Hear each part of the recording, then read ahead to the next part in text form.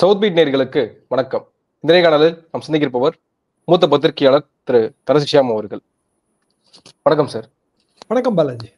தமிழ்நாடு, மராட்டி, அடுத்து இப்போ பெங்காலிலையும் ஒரு லாங்குவேஜ் பிரச்சனை உருவாக தொடங்கியிருக்கு. குறிப்பாக டெல்லி காவல்துறை பங்கா பவனுக்கு ஒரு கடிதம் எழுதுறாங்க.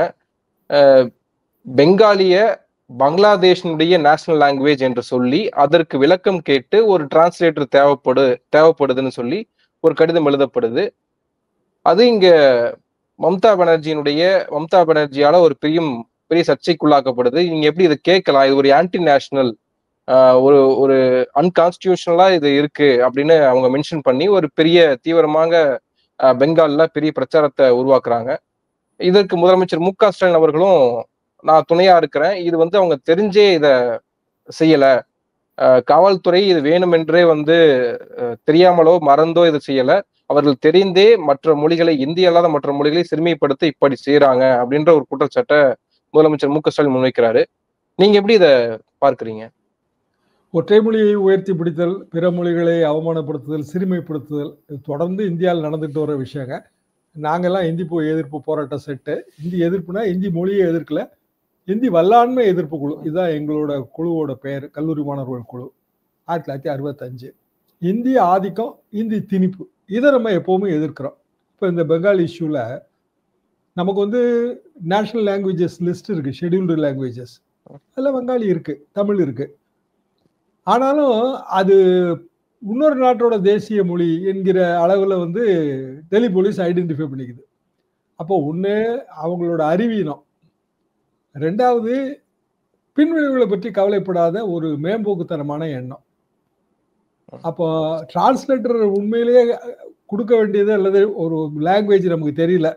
இப்போ தெலுங்குல ஒரு டாக்குமெண்ட் வருது, கன்னடாவில் ஒரு டாக்குமெண்ட் வருது, நமக்கு தெரியாமல் இருக்கும், கண்டிப்பாக உள்ளூர் போலீஸுக்கு தெரியாமல் இருக்கும். அப்போ அவங்க அது அந்த மொழி தெரிந்தவர்களை அழைத்து அதை டிரான்ஸ்லேட் பண்ணிக்குவாங்க, அவ்வளோதான். ரொம்ப சிம்பிள் தான். இது அஃபிஷியலாக யாரும் கவர்மெண்ட்டுக்கு கடிதம் எழுதி அப்படி செய்யறது இல்லை. அதாவது இங்கே இருக்கிற போலீஸ் ஆந்திரா கவர்மெண்ட்டுக்கு கடிதம் எழுதி எனக்கு ஒரு டிரான்ஸ்லேட்டர் வேணும்னு கேட்குற கதை இது. எப்படி இந்த அகங்காரம் வருது? எப்படி வருதுன்னா அந்த இந்தி மொழி உயர்ந்ததுங்கிற எண்ணம் தான். மராத்தி லாங்குவேஜ் இஷ்யூல அவங்க தெளிவாக சொல்றாங்க, நாங்கள் இந்து இசத்தின் ஆதரவாளர்கள், இந்தி இசத்தின் ஆதரவாளர்கள் இல்லை என்று தெளிவாகவே சொல்றாங்க. என்ன காரணம்னா தாய்மொழி மராத்தி, தாய்மொழி உயர்ந்தது, தாய்மொழியை போற்றி பாதுகாக்க வேண்டும். இது நம்ம தமிழ்நாட்டோட அடிப்படை உணர்வு. இது fundamental principle, fundamental political principle of Tamil Nadu எதுனா இதுதான். எவ்வளோ வருடங்களாகனா அது கிட்டத்தட்ட இன்னைய தேதிக்கு 75 வருஷம் ஆகுதுங்க. 1950களிலிருந்தே தொடங்குனது. இன்னும் அதுக்கு முன்பே கூட இந்தியை கட்டாயமாக்குற ராஜாஜியோட திட்டத்தை எடுத்து சுத்தானந்த பாரதியார், பெரியார் தலைமையில எவ்வளோ போராட்டங்கள் நடந்திருக்கு. அப்போ அடிப்படையில் இப்போது ஏன் இப்படி வருது? இப்போ மொரார்ஜி தேசாய் பீரியடுங்க, 77 ஜனதா, இதே பிரச்சனை தாங்க. இந்திரா காந்தி அம்மாவோட சர்வாதிகாரத்தை எதிர்த்து பாட்னா பேரணி, ஜெயபிரகாஷ் நாராயணோட பாட்னா பேரணியை பார்வையிடுவதற்கு போனவங்க நாங்கள்லாம். அதுக்கு பிறகு 77 தேர்தலில் இந்திரா காந்தி அம்மா தோற்கடிக்கப்பட்டார்கள். தமிழ்நாட்டில் இந்திரா காந்தி அம்மா, அவங்க எம்ஜிஆர் இந்திரா காந்தி கூட்டணி பெரிய வெற்றி பெற்றது. ஆனால் ஜனதா கவர்மெண்ட் வரும்போது மீண்டும் மொழி பிரச்சனையில் அவங்க இந்தியை தான் உயர்த்தி பிடிச்சாங்க. மொரார்ஜி தேசாய் ஒரு அப்பழுக்கற்ற காந்தியவாதி. ஆனால் லாங்குவேஜ்னு வரும்போது அவருக்கு அந்த அஃபினிட்டி தான் வந்தது. குஜராத்திக்காரர் இத்தனைக்கும் தாய்மொழி குஜராத்தியாக தான் இருக்கணும். அப்போ எப்படி ஏன் இந்தியை உயர்த்தி பிடித்தார்? வட இந்திய ஓட்டு வங்கி. அப்போ வட இந்திய அரசியல்வாதி, நீங்கள் ராஜநாராயண்லேருந்து இந்திரா காந்தியை தோற்கடித்த ராஜநாராயணன், அவரும் இதே மாதிரியான இஷ்யூஸ் தான். 77 எம்ஜிஆர் ஆட்சியில் எல்லாரும் ஹிந்தி படித்து கட்டாயமாக கற்றுக்கிடணும்னு சொல்லி ஒரு ஆர்டர், சென்ட்ரல் கவர்மெண்ட்லேருந்து ஒரு ஆர்டர் வந்துச்சு. 78 இருக்கும்னு நினைக்கிறாங்க, 77 கிட்டத்தட்ட முடிகிற காலகட்டம். எம்ஜிஆர் முதல்ல ஆயிட்டாரு. ஆர்டரில் என்ன சொல்லியிருந்தாங்க அப்படின்னா, ஒரு குறிப்பிட்ட அந்தஸ்துக்கு மேலே உள்ள அதிகாரிகள், அதாவது மத்திய அரசாங்கத்தோட அதிகாரிகள், ஹிந்தி கண்டிப்பாக தெரிஞ்சிருக்கணும், ஹிந்தியில் இந்த பேசிக் ஸ்கில் அவங்களுக்கு இருக்கணும், ஹிந்தி லாங்குவேஜ் பரீட்சை எழுதியிருக்கணும், அதுக்கு இன்க்ரிமெண்ட்டு, அப்புறம் இன்டர்னல் சர்க்குலர் ஹிந்தியில் அனுப்பணும், அதாவது தமிழ்நாட்டுக்காரனும் அனுப்பணும், கர்நாடகாக்காரனும் அனுப்பணும், எல்லாருமே இந்தி பேசாத மாநிலங்களும் அனுப்பணும். இந்த சர்க்குலர் வந்தோட திருப்பி வந்து இந்திய எதிர்ப்பு போராட்டம். நாங்க இப்ப வேலைக்கு வந்துட்டோங்க. மாணவர்கள் மத்தியில அது கொந்தளிப்பாக முடியுது. அப்புறம் எம்ஜிஆர் வந்து அதுக்கு மத்திய அரசாங்கத்துக்கு கடிதம் எழுதினாரு. அப்புறம் கொஞ்சம் ஒரு 3 மாசம் கழிச்சு மொரார்ஜி தேசாய் பின்வாங்கினாரு. அப்புறம் மொரார்ஜி தேசாய் கவர்மெண்ட் கவுந்து போச்சு. அந்த பிரச்சனை அதோட முடிஞ்சது. இந்திரா காந்தி அம்மா காலத்துல இதே பிரச்சனை வந்துச்சுங்க. 80க்கு பிறகும். முன்பும் நீங்க இதை பார்க்கலாம். ஜவஹர்லால் நேருவோட உறுதிமொழி, இந்தி பேசாத மாநிலங்கள் விரும்பும் வரை ஆங்கிலம் வந்து இணைப்பு மொழி. அது வந்து 25 வருடத்துல, அந்த 15 வருடத்துல அது காலாவதி ஆகுது. 1950ல நம்ம கான்ஸ்டியூஷன் வருது. 1965 ஜனவரி மாதம் 26ஆம் தேதியிலிருந்து அது காலாவதி ஆகுது. காலாவதி ஆகும்போது இந்தி தான் இணைப்பு மொழின்னு வரும்போது, அதுதான் வந்து அந்த தீவிர இந்தி எதிர்ப்பு போராட்டத்தோட முதல் கட்டம். அதுக்கு முன்னாடியே பாத்தீங்கன்னா மணியாளர் படத்துல எல்லாம் ஹிந்தி வந்துடும்.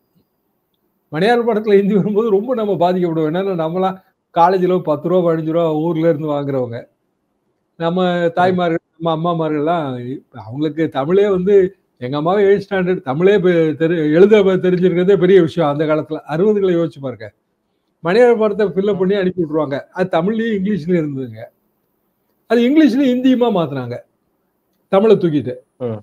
தான் அதுக்கு பெரிய போராட்டம் முன்னெடுத்தாரு. இதெல்லாமே எங்களோட காலேஜ் டேஸ்க்கு முன்னாடி உள்ள நிகழ்வுகள். இதெல்லாம் சேர்ந்து பொறியா மாறுறதுதான் இந்திய எதிர்ப்பு போராட்டம். இன்னைய தேதி வரைக்கும் தமிழர்கள் வந்து ஹிந்தி படிக்க மாட்டாங்க, 3வது மொழியை கத்துக்கிறதுக்கு அவங்களுக்கு ஆர்வம் இல்லை. அமித்ஷாவே என்னங்க சொல்றாரு, ஆங்கிலம்லாம் தேவையில்லை, ஹிந்தியே போதும். எப்போ கம்ப்யூட்டர் யுகத்துல சொல்றாரு. அதை கம்ப்யூட்டர் யுகத்துல ஆங்கிலம் தெரியலன்னா நீங்க எதுவுமே செய்ய முடியாது, அவ்வளவுதான், அவுட்டு. இப்ப தமிழ்நாடு இன்னைக்கு வந்து பெரிய அளவுக்கு முன்னேறி இருக்கு, ஒரு வின்ஃபாஸ்ட் மாதிரியான தொழிற்சாலை இங்க வருதுன்னா அடிப்படையில தொழிலாளர்களுக்கு ஆங்கிலம் தெரியுங்கிறது தான் ரீசன். சரி, அது ஒரு வியட்நாம் ஃபேக்டரிங்க, அவங்க லாங்குவேஜே வேற. இங்க வந்து அவன் வந்து கார் தொழிற்சாலை வைக்கிறான். அப்ப எவ்வளவு தொழிலாளர்கள், கீழ்மட்ட தொழிலாளர்களோட அவங்க பழக வேண்டியது வரும். அப்ப அவங்க என்ன ஹிந்தி தெரிஞ்சுட்டு வராங்களா, இல்ல தமிழ் தெரிஞ்சுட்டு வராங்களா? ரெண்டும் இல்ல. அப்ப எது தெரிஞ்சுட்டு வராங்க? ஆங்கிலம். அதையே ஒழிக்கணும் அப்படிங்கிறது தான் வந்து வட இந்திய அரசியல்வாதிகளோட சித்தாந்தமாக இன்னைய வரைக்கும் இருக்கு. இதுல மம்தாவினுடைய நடவடிக்கை, அதாவது ஒரு இன்ஸ்பெக்டர், ஒரு டெல்லி காவல்துறை ஒரு இன்ஸ்பெக்டர் எழுதக்கூடிய லெட்டருக்கு இவ்வளவு பெரிய ரெஸ்பான்ஸ் கொடுக்க வேண்டிய அவசியம் ஏற்பட்டிருக்கா? அதை வந்து இது அமித்ஷா வரைக்கும் தொடர்புபடுத்தி மினிஸ்ட்ரி ஆஃப் ஹோம் அஃபேர்ஸ்ல வந்து இருக்கு, இது வந்து அவங்க கண்ட்ரோல்ல தான் இருக்கு, அமித்ஷா கண்ட்ரோல்ல இருக்கு, அவங்க காவல்துறை இப்படி எழுதியிருக்கு அப்படின்ற அந்த பெரிய சித்தரிப்புக்குள்ள போக வேண்டிய அவசியம் இருக்குன்னு நினைக்கிறீங்களா? தேர்தல் காலம்ங்கிறது ஒரு ரீசன் தான், நான் அதை வந்து மறுக்கல. ஆனால் தொடர்ந்து இருக்கிற இந்த பிரச்சனையில மீண்டும் நம்ம தலையிட வேண்டிய கட்டாயம் இருக்குன்ற. அதாவது இன்னைக்கு வந்து மமதா அவர்கள் தலையிட்டதுனால திருப்பி ஒரு நேஷனல் இஷ்யூவா மாறி இருக்கு. இன்னைக்கு தான் மாறி இருக்கான்னா இல்லைன்றானா. எங்க காலத்துல இருந்தே இதுதானே நிலவரம். அப்போ அமித்ஷா வந்து ஆங்கிலத்தை பத்தி பேசுனதான் நம்ம பார்த்தோம்ல, இப்ப சமீபத்துல தான் பேசினாரு அவரு. அப்ப அமித்ஷா வரைக்கும் இதை வேற ஒரு ரூபத்துல, அதாவது ஒரு டெல்லி போலீஸ்காரன் செஞ்சதை அமித்ஷாட்ட கொண்டு போறாங்க, அது வேற விஷயங்க. ஆனா இந்த பிரச்சனை இருக்கா இல்லையாங்கிறதான் கேள்வி. அப்போ ஒரு அணியில நம்ம திரட்டுறோம். ஒரு அணியில் தமிழ்நாடு மட்டும் இல்ல, ஒரு அணியில் இந்தியாவில் திரட்ட வேண்டிய கட்டாயம் இருக்கு இந்த குறிப்பிட்ட விஷயத்துல. அப்போ இந்தியாவோட பிரச்சனை என்னங்க? பன்முகத்தன்மையில நம்ம ஒற்றுமையா இருக்கிறோம், வேற்றுமையில் ஒற்றுமை, யூனிட்டி இன் டைவர்சிட்டி, இதுதான் இந்தியா. அப்போ எதையுமே நீங்க உயர்த்தி பிடிக்க கூடாது. இது வந்து ஒரு கலாச்சார உருவுகலங்க. எத்தனையோ வருடங்களாக, 1000 வருடங்களாக, 1500 வருடங்களாக பல்வேறு கலாச்சாரங்கள். ஒரு சாதாரண பிரியாணியிலிருந்து 50 கிலோமீட்டருக்கு ஒரு பிரியாணி கிடைக்கும்னு ஞாயிற்றுக்கிழமை விஜய் டிவியில் ஒரு நிகழ்ச்சி பார்த்தாங்க. பிரியாணியை பத்தியே ஒரு நிகழ்ச்சி. ஆமா, பலதரப்பட்ட பிரியாணிகளுங்க. அதுல யாரும் சொல்றாங்க இந்தியால 50 கிலோமீட்டருக்கு வேற வகையான ஒரு பிரியாணி கிடைக்குங்கன்னு, பெங்காலி பிரியாணியிலிருந்து. அப்போ இந்தியா வந்து பல்வேறு கலாச்சாரங்கள் உருகுகலனாக திகழ்ந்து எல்லா கலாச்சாரமும் இங்க மெர்ஜ் ஆகி நம்ம இந்தியன்கிற கலாச்சாரத்துல இருக்கிறோம். இதுல வந்து ஒரு மொழி உயர்ந்தது, ஒரு உணவு உயர்ந்தது, இல்லைன்னா வந்து ஒரே மாதிரி தான் எல்லாரும் வந்து உணவு உட்கொள்ள வேண்டும், ஒரே மாதிரி தான் உடை உடுத்த வேண்டும்னு நம்ம சொல்லக்கூடாது, தவறு. நான் பஞ்சாப்ல வேலை பார்க்கும் போதுங்க, தமிழ்நாட்டுல சுடிதாருங்கிற கல்ச்சரே கிடையாதுங்க. என்னோட மிஸ்ஸஸோ எங்க அம்மாமார்களோ சுடிதார் பார்த்ததே கிடையாது. சினிமாவில் வந்து சரோஜாதேவி போட்டு வரதாங்க சுடிதார். அதெல்லாம் ஏதோ அப்படிதாங்க, உண்மையாவே நான் சொல்றேன், பெரிய ஃபேஷனபிள் ட்ரெஸ். பஞ்சாப்ல வேலை பார்க்கும்போது அதாவது 76, அப்ப நான் விடைபெற்று வரேன் பஞ்சாப், வேலை பணி முடிஞ்சு. என்கிட்ட வேலை பார்த்தவங்க வந்து ஒரு சின்ன விருந்து மாதிரி கொடுத்து ஒரு gift எனக்கு வந்து ரொம்ப எளிதாக வந்து ஒரு சூட் gift கொடுத்துட்டாங்க. அன்னைக்கு என்ன gift கொடுக்க, நாங்க ஒரு சுடிதார் செட்டு வாங்கி தரோம் அப்படின்னாங்க.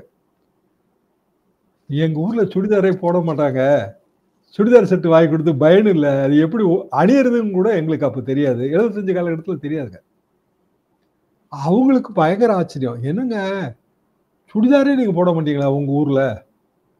வாஸ்தவமா அப்படிதாங்க இருந்துச்சு. இன்னைக்கு வசதிக்கு சுடிதாருங்கிறது தமிழ்நாட்டிலே அங்கீகரிக்கப்பட்ட உடையா மாறிடுச்சுல்ல. ஆர் இன் அதர் வேர்ட்ஸ், உடையோ உணவோ மொழியோ அவங்கவுங்க தேவைக்கு ஏற்றவாறு அதுக்குள்ள போயிருவாங்க. நமக்கு ரொம்ப அத்தியாவசிய தேவை இன்னைக்கு ஒர்க்கிங் விமன்ங்க, அவங்களுக்கு வந்து பல தேவைகள் இருக்கு. சேலை கட்டிட்டு வேகமா வந்து ஒரு பஸ்ல ஏற முடியாது, ட்ரெயின்ல ஏற முடியாது, டூ வீலர் ஓட்டுறதுல சிரமம் இருக்கும். அப்ப அவங்க கன்வீனியன்ட் ட்ரெஸ்ஸுக்கு போறாங்க. பெரியார் வந்து அந்த காலத்துல என்ன சொல்றாரு, பெண்கள்லாம் வந்து விடுதலை பெறணும்னா முதல்ல பேண்ட் போட்டுக்கணும்ன்றாரு. 1940 தலைமுடிய ஒட்ட வெட்டிக்க, பேண்ட் போட்டுக்க. இதான் வந்து பெண்களுக்கு பெரியார் கொடுத்த மேஜர் அட்வைஸ். என்னன்னா அப்பதாங்க நீங்க வந்து உங்களுக்கு விடுதலை கிடைக்கும்னு. அவர் என்ன நினைச்சு சொன்னாரோ தெரியல, இன்னைக்கு அதெல்லாம் நம்ம பார்க்கிறோம். அப்போ எப்படி வந்து இந்தியா ஷேப் ஆயிருக்கு அப்படின்னா, இயல்பாக எல்லா கலாச்சாரங்களும் சேர்ந்ததுல தான் ஷேப் ஆயிருக்கு. நம்ம எப்படி உலகத்துல உயர்ந்தவர்களா இருக்கோம்னா அதான் காரணம். ஆனா இவங்க என்ன பண்றாங்க, குறிப்பா பிஜேபி அரசு, ஹிந்துயிசம், சிண்டிகேட்டட் ஹிந்துயிசம். இந்துவா பிறந்திருப்பாங்க, ஹிந்துயிசத்துக்குள்ள இருக்க மாட்டாங்க. சனாதன தர்மத்தை பற்றி மகாராஷ்டிராவோட அரசியல்வாதி மிகப்பெரிய அளவுக்கு கிரிட்டிசைஸ் பண்ணி ஒரு இஷ்யூ ஆச்சு. அதை பாத்தீங்கல்ல? சனாதன தர்மங்கிறது எங்க தர்மம் இல்லைங்க, எங்க தர்மம் இந்து தர்மம். அது வேற. சனாதன தர்மத்தின் பெயரால் நம்ம அடிமைப்படுத்தப்பட்டோம். சனாதன தர்மத்தின் பெயரால் வந்து அவரு மகாராஷ்டிராவில் இருக்க பெரிய பெரிய சமூக சீர்திருத்தவாதிகளை எல்லாம் சொல்றாரு, இவங்க எல்லாம் இந்த அளவுக்கு பாதிக்கப்பட்டாங்க, அம்பேத்கர் வரைக்கும் சொல்றாரு. அதனால சனாதன தர்மம்லாம் சொல்லாதீங்க, இந்து தர்மம்னு வேணா சொல்லுங்க, அது வேற விஷயம். அதுக்கு பெரிய எதிர்ப்பு குரல்லாம் வந்துச்சு. அது எப்படிங்க நீங்க சனாதன தர்மத்தை படிக்க முடியும்னா, உதயநிதி அதைத்தாங்க சொன்னார் போன வருஷம். எதுக்காக நான் இதை சொல்ல வரேன் அப்படின்னா, இப்படியான முயற்சிகள் தேர்தல் நேரத்துல உயர்த்தி அது பெரிய இஷ்யூ ஆகுது, அதை நான் மறுக்கவே இல்லை. மம்தா அவர்களுக்கு தேர்தல் கம்பல்ஷன் இருக்குங்கிறது உண்மை. ஆனால் வங்க மொழி பேசுபவர்களோட உணர்வும், தமிழ் மொழி பேசுபவர்களோட உணர்வும், மராத்தி மொழி பேசுபவர்களோட உணர்வும் ஒண்ணுதான். என்னன்னா அவரவர்கள் மொழியை வந்து உயர்ந்ததா நினைக்கிறாங்க. பிஜேபி அரசியல்வாதிகள் புரிஞ்சுக்கிடணும். காங்கிரஸ் புரிஞ்சிருச்சுங்க. பலதரப்பட்ட அடிகளுக்கு பிறகு காங்கிரஸ் புரிஞ்சிருச்சு. இப்ப பாத்தீங்கன்னா அதுக்குள்ள அவங்க வரவே மாட்டாங்க. பிஜேபிக்கு புரிய வைக்க வேண்டியது காலத்தின் கட்டாயம். அடுத்ததாக இந்த ஸ்பெஷல் இன்டென்சிவ் ரிவிஷன், அது பெரிய பேசுபொருளாகவே கடந்த 2 வருடங்களாகவே இருக்கு. பீகார் தேர்தலில் இந்த சார்ன்ற விஷயம் வந்து முன்னெடுத்த பிறகு தேஜஸ்வி யாதவ் இப்போ கடைசியில வந்து என்னுடைய பெயரே இடம்பெறல, என்னுடைய நம்பரே இல்லை அப்படின்னு சொன்னாரு. கடைசியில தேர்தல் ஆணையம் வந்து இல்ல, அவருக்கு 2 என்ரோல்மெண்ட் இருக்கு, சட்டவிரோதமா வச்சிருக்காருன்னுலாம் அது ஒரு பெரிய சர்ச்சையாகிட்டு இருக்கு. இப்ப நாடாளுமன்றத்துல அது விவாதிக்கணும்னு பேசினா அமளியில ஈடுபட்டீங்கன்னா அப்புறம் விவாதமே இல்லாம எல்லா மசோதாக்களும் நிறைவேற்றப்படும் அப்படின்னு கிரண் ரிஜிஜு எச்சரிக்கை விடுக்கிறாரு. நம்ம எப்படி இதை பார்க்கிறது? விவாதமே இல்லாம எல்லா மசோதாவையும் நிறைவேற்றுவோங்கிறது பிளாக்மெயில் பாலிடிக்ஸ் இல்லையா? அதான உண்மையான பிளாக்மெயில் பாலிடிக்ஸ். சரி, எதிர்கட்சிகளுக்கு வந்துங்க ஒரு அட்வான்டேஜ் இருக்கு. என்னன்னா அவங்க வந்து எவ்வளவு வேணாலும் குறை சொல்ல முடியும். ஆளுங்கட்சிக்கு ஒரு ரெஸ்பான்சிபிலிட்டி இருக்கு. என்னன்னா அவங்க பதில் சொல்ல கடமைப்பட்டவங்க. எதிர்கட்சி பதில் சொல்லாது, ஆளுங்கட்சி பதில் சொல்லணும். அப்ப நீங்க இதெல்லாம் சும்மா சொல்றீங்க, நீங்க சும்மா எப்பவுமே சேற்ற வாரி இறைக்கிறீங்க. சேர் இருக்கிறதுனால தான் வாரி இறைக்க முடியுது. அது இதுல முக்கியமான விஷயம் இல்லையா? அது போக அண்ணா யூனிவர்சிட்டி மேட்டர்ல யார் இந்த சார், இதுதான் நம்ம அதிமுகவோட கேள்வி. இப்ப பீகார் சார் வந்துட்டாரு, அதிமுக பேசாம இருக்கு, அமைதியில காக்க. தமிழ்நாட்டோட பிரச்சனை என்னங்க? தமிழ்நாட்டோட பிரச்சனை பிற மாநில தொழிலாளர்கள் இங்க கெஸ்ட் ஒர்க்கர்ஸா இருக்காங்க. இன்னைக்கு நேற்றுக்கு இருக்காங்களா? எனக்கு தெரிஞ்சு 50 வருஷத்துக்கு முந்திங்க. நான் திருப்பூர் சிட்டிக்கு அப்போ டிராவல் பண்ணி போகும்போது நிறைய வட இந்திய தொழிலாளர்கள் தான் இருப்பாங்க. தேவைக்கு நம்ம இந்தி தேவைக்கு வந்து வட இந்திய தொழிலாளர்கள்ட்ட கான்வர்ஸ் பண்றதுக்கு இருந்தாங்க திருப்பூர்ல இருக்கிற சின்ன சின்ன முதலாளிகள். ரொம்ப ஆச்சரியமா இருந்துச்சு எனக்கு. ஒரு 30 வருஷம் கழிச்சு பார்த்தா நம்ம ஊர் ஹோட்டல்லயே அவங்க வந்துட்டாங்க. வெண்ணி குடுன்னு கேட்டா புரியாது, கரம் பாணி லாவுன்னு சொல்லணும். எல்லாம் ஓட்டுங்க. இன்னைக்கு நீங்க எந்த ஹோட்டல் போனீங்களா அந்த தொழிலாளர்கள் வேலை பார்க்காங்க. மதுரைக்கு நீங்க வந்தீங்கன்னா ஜார்க்கண்ட்ல இருந்து வேலை பார்க்கறவங்க இருக்காங்க, பெண்கள்.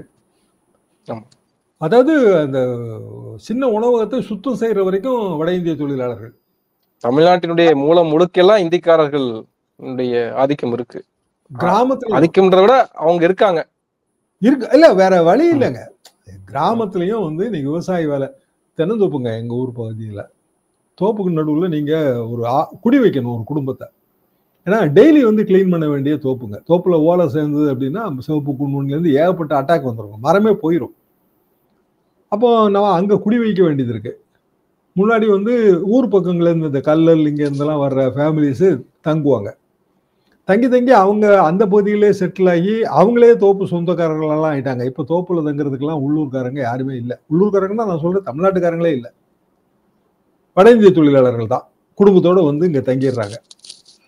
அவங்க எப்படி அந்த பிரச்சனை வருதுனாங்க, அவங்களுக்கு நம்ம ரேஷன் கொடுக்குறோம். அதாவது நம்மளோட ரேஷன்ல இருந்தோ இல்ல நம்ம வெளியில விலைக்கு வாங்கியோ தான் கொடுக்கணும்.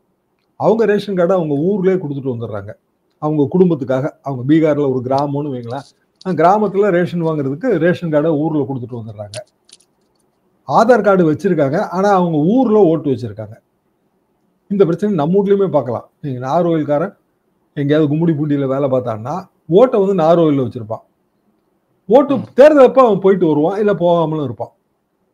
அதாவது நமக்கு ஒரு இன்டர்னல் மைக்ரேஷன் இருக்கு, அதே நேரத்தில் வந்து ஆல் இண்டியா மைக்ரேஷன், ஒரு எக்ஸ்டர்னல் மைக்ரேஷன் இருக்கு. கேரளாலையும் இந்த பிரச்சனை இருக்குங்க, கர்நாடகால ஹோட்டல் எல்லாம் இதே தாங்க.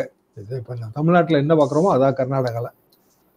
அப்போ இவங்களுக்கான ஓட்டுரிமை நம்ம மறுக்க முடியாது. ஒன் ஓட்டு, 1 person 1 vote 1 வேல்யூ, இதாங்க நம்மளோட யூனிவர்சல் ஃப்ராங்கைஸ். ஒரு காலத்தில் அது 21 வயசு, இப்போ 18 வயசு, 16 வயசா குறைக்கணும்னு கூட சில நாடுகளில் சஜஷன் இருக்கு. அப்போ அவனை ஓட்டு போட வைக்கணும்.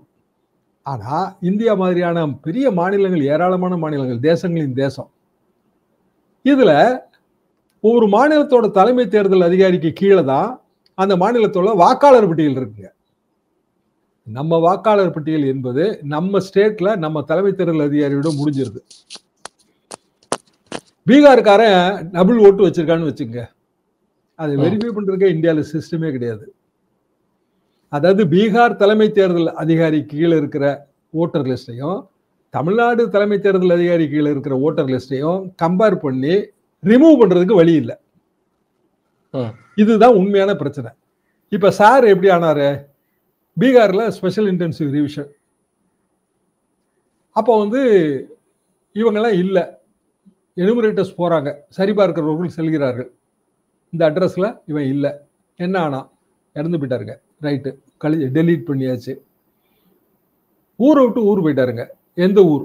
பீகார்லேயே ஒரு ஊர். சரி, அங்கே வெரிஃபை பண்ணுங்க. இல்லைக்கா அவர் வேற மாநிலத்துக்கு வேலைக்கு போயிட்டாரு, அப்போ மைக்ரேட்டட் ஒர்க்கர், அவனையும் டெலீட் பண்ணிடு. அப்போ பல லட்சம் பேர் இதில் டெலீட் ஆகிறாங்க. அப்போ அவன் எங்கே இருக்கான்? தமிழ்நாட்டில் இருக்கான், கேரளாவில் இருக்கான், அங்கே வேணா அவன் வாக்காளராக சேர்த்துக்கிடட்டுமேனு ரொம்ப எளிதாக வந்து தேர்தல் ஆணையம் சொல்லுது. ஏன்னா ஆர்டினரி ரெசிடென்ட்ங்கிற வார்த்தை, ஒருத்தன் வந்து எங்க வசிக்கிறானோ அங்க வந்து அவன் ஓட்டு போடட்டும். சிக்கல் என்ன அப்படின்னா, இங்க வந்து எல்லா மாநிலத்திலையும் தேர்தல்ங்கிறது கலாச்சார யுத்தம். இப்ப தமிழ்நாட்டுக்காரன் கேரளாவில் போய் ஜெயிக்க முடியுமா? வெஸ்ட் பெங்கால்காரன் கர்நாடகாவுக்கு வந்து ஜெயிக்க முடியுமா? முடியாது. ஏன்னா அந்தந்த மாநிலத்தோட தேர்தல். நம்மளே வந்துங்க ஒரு மாநிலத்தோட அரசியல் பத்தி பேசணும்னா ரொம்ப நுணுக்கமா ஆராய்ஞ்சுதான் பேச முடியும். ஒரு மாநிலத்தில இருந்து இப்ப காங்கிரஸ் ஒரு குற்றச்சாட்டு முன்வைக்கிறாங்க, 6.5 லட்சம் வாக்காளர்கள், பீகாரி வாக்காளர்கள் தமிழ்நாட்டுல இருக்காங்க அப்படின்னு. ஒரு மாநிலத்தில இருந்து பீகார் மாநிலத்தில இருந்து 6.5 லட்சம் பேருனா, இன்னும் ராஜஸ்தான் இருக்கு, இன்னும் ஹிந்தி பேசக்கூடிய பல மாநிலங்கள் இருக்கு, உத்தரப்பிரதேசம் இருக்கு, அங்க இருந்தாலும் இந்த தமிழ்நாட்டுல வந்து வசிச்சு வேலை பார்த்துட்டு இருக்காங்க. இப்ப அவங்க எல்லாத்துக்குமே அப்படி ஒரு நிலைமை வந்துச்சு, அவங்களுக்கும் இங்க ஓட்டு போடலான்ற ஒரு நிலைமை வந்தா அது என்ன மாதிரியான விளைவுகளை ஏற்படுத்தும்ன்ற ஒரு கேள்வி இருக்குல்ல. இந்தியா முழுசும் பாதிக்குங்க. 60-70 லட்சம் பேர் இருப்பாங்க இங்க, வெளி மாநிலங்களை சேர்ந்தவங்க. 234 தொகுதியிலையும் சேர்த்து 60-70 லட்சம் பேர் ரொம்ப ஈஸியா வருவாங்க. திருப்பூர் மற்ற ஊர்ல எல்லாம் கணக்கு பாருங்க. அப்ப அவனுக்கு ஓட்டுரிமை கொடுக்கணுமா கொடுக்க கூடாதாங்கிற கேள்விக்கு கொடுக்கணுங்கிறதான பதிலா இருக்க முடியும். இந்தியன் தானே, அவனுக்கு கொடுத்தானே ஆகணும். ஆனா அவன் இங்கதான் பணியாற்றுவான், வேற வழி கிடையாதுங்களா. அவன் வந்து அவனோட பொழப்புக்கு இங்க வந்தாச்சு. இங்கேயோ ஏதோ ஒரு மாநிலத்துக்கு போயிட்டான்னு வைங்களேன், தமிழ்நாடு ஸ்பெசிஃபிக்கா கூட பார்க்க வேண்டாம். அப்ப அவன் எப்படி ஓட்டு போட என்பதற்கு வந்து எலெக்ஷன் கமிஷன் ஒரு சிஸ்டம் கிரியேட் பண்ணணுமே தவிர, ரொம்ப ஈஸியா அவன் எங்க இருக்கானோ அங்க ஓட்டு போடட்டும்னு முடிவு பண்றது அதுதான் அரசியலமைப்பு சட்டம் சொல்கிறது. 19 மாத்துங்க. அதாவது ம், அரசியலமைப்பு ம். சட்டம் இதெல்லாம் கொண்டு வரும்போது, ஆர்பி ஆக்ட் வரும்போது வருஷம் என்ன? இன்னைக்கு என்ன வருஷம்? அன்னைக்கு மைக்ரேஷன் இருந்ததா? பீகார்காரன் இங்க வேலை பார்த்தானா? எனக்கு தெரிஞ்சுங்க, நான் காலேஜுக்கு பிறகு அக்ரிகல்ச்சர் டிபார்ட்மெண்ட், அதுக்கு பிறகு வந்து தனியார் நிறுவனத்துல வேளாண்மை விஞ்ஞானியா பணியாற்றினேன். அதுக்கு பிறகு பத்திரிகையாளர். கிட்டத்தட்ட 2000 வரைக்கும் எனக்கு ஃபீல்டு தெரியுங்க. அதாவது ஒரு 25 வருஷம் முன்னாடி வரைக்கும். டே டு டே ஃபீல்டு நான் சொல்றேன். டே டு டே வந்து ஊருக்கு போவோம், கிராமங்களுக்கு போவோம். நான் பத்திரிகை நடத்தும் போது என்னோட முகவர்களை பார்ப்பதுக்கு போவேன். எப்படி என்ன ட்ரெண்டுன்னு தெரிஞ்சுக்க போவேன். யாருமே வட இந்திய தொழிலாளர்கள் அப்ப கிடையாதுங்க.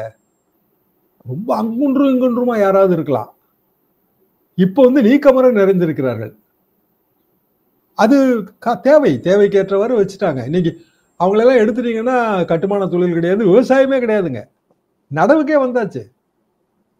அப்ப அவங்களுக்கு மாற்று ஏற்பாடு நம்ம பண்ணி கொடுக்க வேண்டியது தேர்தல் ஆணையத்தோட கடமை தானே. 100% ஓட்டுப்பதிவு தானங்க அவங்க லட்சியம். அப்போ 6 லட்சம் பேரை ஒரு மாநில தேர்தலில் இருந்து எடுத்துட்டா 100% ஓட்டுப்பதிவு எப்படி வரும்? அந்த 6 லட்சம் பேர் எங்கேயோ இருக்கா, ரைட்டு. எங்கேயோ இருக்கிறவனுக்கு ஓட்டு போடுவதற்கு என்ன வசதி நம்ம ஏற்படுத்தி கொடுக்குறோம்? இதுதானே கேள்வியா இருக்க முடியும். இல்ல நாங்க வர்றோம், நீ வீட்டுல இல்ல, அவ்வளவுதான், உன் ஓட்டுரிமை ரத்து. நீ உயிரோட தான் இருக்க, நீ இந்தியாக்காரன் தான், எங்க இருக்கியோ அங்க வந்து ஓட்டை நீ பெற்றுக்கொள். இது என்ன மாதிரியான தீர்வு? இதுக்கு நம்ம தேர்தல் ஆணையம் வச்சு இவ்வளவு செலவு பண்றோமா? இதுல கடுமையான விமர்சனங்கள் தேர்தல் ஆணையத்தின் மீது முன்வைக்கப்படுது. அது வந்து வாக்குகளை திருடுறாங்க. அதாவது அரசியல் ரீதியான குற்றச்சாட்டுகளை தாண்டி ஒரு இந்தியனுக்கு வாக்குரிமையை தர வேண்டியது யாருடைய கடமை? சரி, வெளிநாட்டுல எப்படின்னாங்க, ரிஜிஸ்டர்டு ஓட்டர் சிஸ்டம் இருக்கு. நீங்க வந்து சிட்டிசனா இருப்பீங்க, ரெசிடென்டா இருப்பீங்க, ஓட்டரா வந்து நீங்க தான் உங்களை பதிவு பண்ணிக்கிடணும். இங்க வந்து அது சிஸ்டம் இல்லைங்க. இங்க வந்து சிட்டிசன் ஏஜ் இவ்வளவுதான், 21 வயசு 18 வயசு 18 வயசுக்கு மேல இருந்தா ஆட்டோமேட்டிக்கா நீங்க எலிஜிபிள்.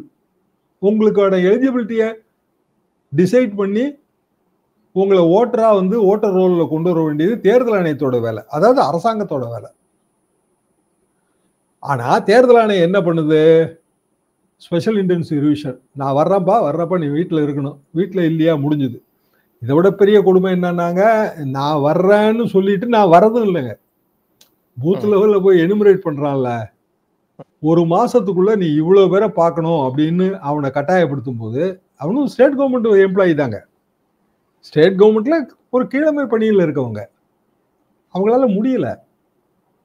அவன் என்ன பண்றான் அப்படின்னா வந்து பிராக்டிக்கலா போனதாக கணக்கு எழுதிட்டு ஃபார்மை ஏத்திட்டான். நெட்ல வந்து அவன் ஏத்தி விட்டாங்க, போகவே இல்லைங்கிறதா உண்மை. தேர்தல் ஆணையம் இதை சொன்னா அது என்ன சொன்னா, நீ ஆதாரத்தை கொண்டு வாங்கும். அவன் போகலைங்கிறத நம்ம எப்படி ஆதாரத்தோட நிரூபிக்கிறது? நம்ம எப்படி நிரூபிக்கிறோம்னா, நம்மளோட கட்சிக்கு இருக்கிற பூத் லெவல் கமிட்டியில இருக்கிறவனை வச்சு, எங்க ஊர்ல வந்து இத்தனை வீடு இருக்குங்க, இதுல இவங்க வரவே இல்லை ஒரு மாசமான்னு நம்ம சொல்றோம். அது நீ சொல்றப்பா, இதுக்கு வேற ஆதாரம் வேணும்ன்றான். வேற ஆதாரம் நீங்க என்ன கொடுக்க முடியும்? சரி, நீங்க என்ன சொல்றீங்க? தேர்தல் ஆணையம் எங்க ஆளு எல்லா வீட்டுக்கும் போனான்றீங்க. எங்க பூத் லெவல்ல இருக்கிறவன் என்ன சொல்றான் அப்படின்னா, எங்க ஊர்ல வரவே இல்லைங்கன்றான். பீகாரோட பிரச்சனை இதுங்க. நீ பீகார் பத்திரிகைகள் எடுத்து படிச்சு பாத்தீங்கன்னா பல இது வருது, வரவே இல்லைங்க, யாருமே வரல, ஆனா நான் ஓட்டர்னு சொல்லிட்டாங்க. அப்போ 3 வகையான சிஸ்டம். 87 ஒரு ஓட்டர் ரோல், 2004 ஒண்ணு, இப்போ ஒண்ணு. அப்போ 3 வகையான இயர் பேசிஸை எப்படி கொண்டு வந்தீங்கிறதான் கேள்வி. அது போக ஓட்டர் ரோல் புதுப்பிக்கும் போது கரண்டா இருக்கிற ஓட்டர் ரோல்ல தானங்க நீங்க அடிஷனோ டெலிஷனோ பண்ண முடியும். சரி, 2025 ஜனவரியில ஒரு வாக்காளர் பட்டியலை போட்டிருக்கீங்க. 1987 வாக்காளர் பட்டியலில் இருந்தோ, இல்ல அவங்க 2003 பேஸ் இயரை சொல்றாங்க, 2003 இருந்தோ எப்படி அடிஷன் டெலிஷன் பண்ண முடியும்? 2025 ஜனவரியில தானே நீங்க அடிஷன் டெலிஷன் பண்ணணும்.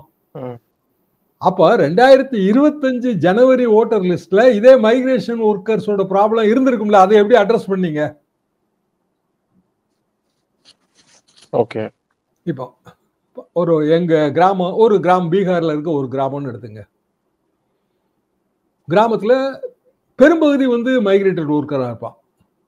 இப்போ சில ஊர்கள்ல திருப்பூர்ல போய் வேலை பார்க்குறேன்னா ஊர்ல இருக்க எல்லாருமே திருப்பூர் போயிருப்பான்.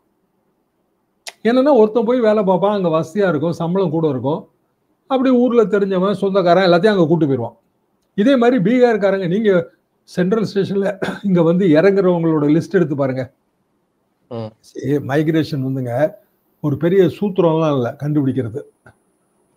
அவங்களோட பாயிண்ட் எதுங்க, உள்ள என்ட்ரி பாயிண்ட் எது ஒரு ஸ்டேட்ல?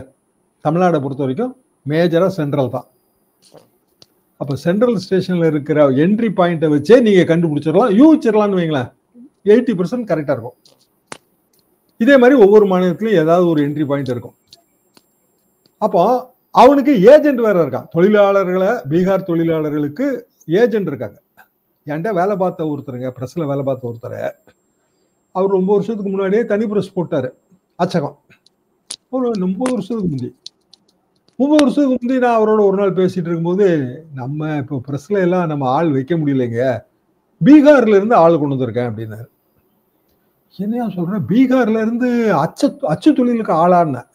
ஆமாங்க, அவன் தான் வந்து ரீல உருட்டுறான், 300 கிலோ 500 கிலோ இருக்கு ஒரு ரீல உருட்டுறான், அச்சகத்திலே படுத்துடுறான், அச்சகத்துக்கு பாதுகாப்பு. எப்போ போனாலும் திடீர்னு ஒரு ஆர்டர் நீங்க கொண்டு வந்துறீங்க, ராத்திரி 10 மணி ஆகுது, அப்பவும் நாங்க அடிச்சு கொடுத்துருவோம், ஏன்னா எனக்கு ஆள் இருக்கு. எப்போ? 30 வருஷத்துக்கு முந்தி. அப்போ இனிமேல் வந்து அவங்கள நம்ம தவிர்க்க முடியாது. அப்ப அங்க ஒரு 10 பேர் வேலை பார்க்கணும், அந்த 10 பேருக்கான ஓட்டுரிமை என்னன்னு நம்ம பார்க்கணும்ல. ரேஷன் கொடுத்துடலாங்க, அது அன்றாட சாப்பாடு கொடுத்தா தான் வேலை பார்க்க முடியும். சுகாதாரம் கொடுத்துடலாம், மருத்துவம் கொடுத்துடலாம், அவன் பிள்ளைக்கு கல்வி கொடுத்துடலாம், ஆனா ஓட்டு? ஏன்னா அது ஒரு தமிழ்நாடுன்னா தமிழ்நாட்டோட தேர்தலையே மாத்திர ஓட்டு. பீகார்கார எல்லாரும் நான் பிஜேபி தான் ஓட்டு போடுவாங்க நான் நினைக்கலைங்க. ஏன்னா பிஜேபியோட பொதுவான ஓட்டு வங்கி வந்து upper middle class, middle class தான். வேலை பார்க்க மைக்ரேட்டர் ஒர்க்கரா வந்தவன் அந்த கிளாஸ் கிடையாது. நல்லா யோசிச்சு பாருங்க. அவன் மிடில் கிளாஸாவோ அப்பர் மிடில் கிளாஸாவோ இருந்தா எதுக்குங்க வந்து மாநிலம் விட்டு மாநிலம் வந்து வேலை பார்க்க? இந்த விவகாரத்துல தேர்தல் ஆணையத்தின் மீது மிகப்பெரிய ஒரு குற்றச்சாட்டு முன்வைக்கிற போது ராகுல் காந்தி ஒரு முக்கியமான விஷயத்த அவுத்து விடுறாரு. எங்கிட்ட ஆதாரம் இருக்கு, 6 மாதங்கள் நாங்க உழைத்திருக்கிறோம், அந்த 15 தொகுதிகள்ல வந்து முறைகேடு நடக்கலன்னா மோடி இன்னைக்கு பிரதமராக இருக்க மாட்டாரு அப்படின்னு சொல்றது மூலமா அடுத்தது என்ன பார்த்தா, அடுத்து நீதிமன்றங்கள்ல தீர்ப்பு சில விஷயங்கள் முன்னெடுக்கப்படுது. அதுல 2002 பாரத் ஜோடோ யாத்திரையில் நடந்து போகும்போது அவர் சொன்ன வார்த்தைய இன்னைக்கு சுட்டி காட்டி இது ஒரு ட்ரூ இந்தியனா நீ இப்ப சொல்லியிருக்க முடியுமா அப்படின்னு கேள்வி எழுப்புறாங்க. நம்ம இதையும் நம்ம முக்கியமா பார்க்க வேண்டியதா இருக்கு இல்லையா? ட்ரூ இந்தியன், ஃபால்ஸ் இந்தியன் ஏதாவது இருக்கா? சரி, நீங்க ஒரு குறைய சொன்னீங்க அப்படின்னா வந்து நீ வந்து இந்திய விரோதியா, நீ இந்திய குடிமகனே இல்லை அப்படின்னு சொல்லிடுவாங்களா? என்னங்க பைத்தியக்காரத்தனம், இந்த நாட்டுல தான் அதெல்லாம் சாத்தியம். தேசபக்தி, நாங்க தான் தேசபக்திக்கே சொந்தக்காரங்க, ஒட்டுமொத்தமா நாங்க கொள்முதல் பண்ணி வச்சிருக்கோம், இது மாதிரி பாணிகளே இவங்க பேசுறாங்க. பாயிண்ட் என்ன அப்படின்னா, ராகுல் காந்தி சொன்னதுல பாயிண்ட் என்னன்னா, திடீர்னு பார்த்தா லட்சக்கணக்கான வாக்காளர்கள் வந்து அந்த தொகுதியில வந்து சேர்க்கப்படுகிறார்கள். ஒரு சில மாதங்களுக்கு முன்பு நடந்த தேர்தலில் அந்த தொகுதியில எங்களுக்கு இவ்வளவு ஓட்டு கிடைச்சிருக்கு, சில மாதங்கள் கழித்து புதிய வாக்காளர்கள் சேர்க்கப்பட்ட பிறகு பார்த்தா எங்களுக்கு அந்த ஓட்டு வரல, எங்க ஓட்டு அப்படியே தான் இருக்கு, ஆனா பிஜேபிக்கு ஓட்டு கூடிருச்சுன்றாரு. இதுதான் பாயிண்ட்ங்க. அடிப்படையா டேட்டா வச்சு இதை ரொம்ப ஈஸியா ப்ரூவ் பண்ணிடலாம். என்ன டேட்டானா, மிஷின் ரீடபிள் ஃபார்மேட்ல வாக்காளர் பட்டியலை கொடுக்கணும். வாக்காளர் பட்டியலை பிடிஎஃப் ஆவோ இல்ல வந்து பிளைன் பிரிண்டடாவோ கொடுத்தீங்கன்னா அதை கம்பேர் பண்ணி அடிஷன் டெலிஷன் பார்க்கறதுங்கிறது பிரம்ம பிரயத்தனம். மிஷின் ரீடபிளா கொடுத்தீங்க அப்படின்னா ரொம்ப எளிதாக அதை கம்பேர் பண்ணலாம். இன்றைய தேதி வரைக்கும் தேர்தல் ஆணையம் அப்படி கொடுக்க தயாராக இல்லை. ஆனா அவங்க மிஷின் ரீடபிள் ஃபார்மேட்ல தான் வச்சிருக்காங்க. அப்படி மிஷின் ரீடபிள் ஃபார்மேட் இல்லைன்னா எப்படி டபுள் ஓட்டு கண்டுபிடிச்சாங்க? ஒரு ஆள் தனித்து ஒவ்வொரு பேரையா பார்த்தாங்க இது பண்ண முடியும்? பங்கஜ் குமார்னு ஒரு பேர் இருக்கும், இன்னொன்னுல வந்து பங்கஜோ குமார்னு இருக்கும், அதெல்லாம் எப்படி கண்டுபிடிக்க முடியும்? மிஷின் ரீடபிள் ஃபார்மேட்ல இருந்தாதான் இந்த அட்ரஸ்ல இவன் இருக்கா, அதே அட்ரஸ்ல இவனே தான் வேற ஒரு அட்ரஸ்ல இருக்கா, 2 ஓட்டு வச்சிருக்கான்னு கண்டுபிடிக்க முடியும். அத கட்சிகளுக்கு கொடுக்கறதுல, அங்கீகரிக்கப்பட்ட கட்சிகளுக்கு கொடுக்கறதுல என்ன கஷ்டம் இருக்கு? சரி, டிரான்ஸ்பரன்சி இல்லைனாலே சந்தேகம் தானே வரும். வெளிப்படைத்தன்மை இல்லைன்னா சந்தேகம் வரும். சந்தேகத்தை கிளப்ப வேண்டியது எதிர்க்கட்சிகளோட வேலை. சந்தேகத்தை போக்க வேண்டியது தேர்தல் ஆணையத்தோட வேலை. அதுக்கு பதிலா அது என்ன சொல்லுதுன்னா, சந்தேகம் கிளப்புவதே தவறுங்கிறது. இதுதான் இதோட உண்மையான சிக்கல். நன்றி சார், நன்றி. நிறைய விஷயங்களை தெளிவுபடுத்திருக்கீங்க. உங்க நேரத்துக்கு மிக்க நன்றி.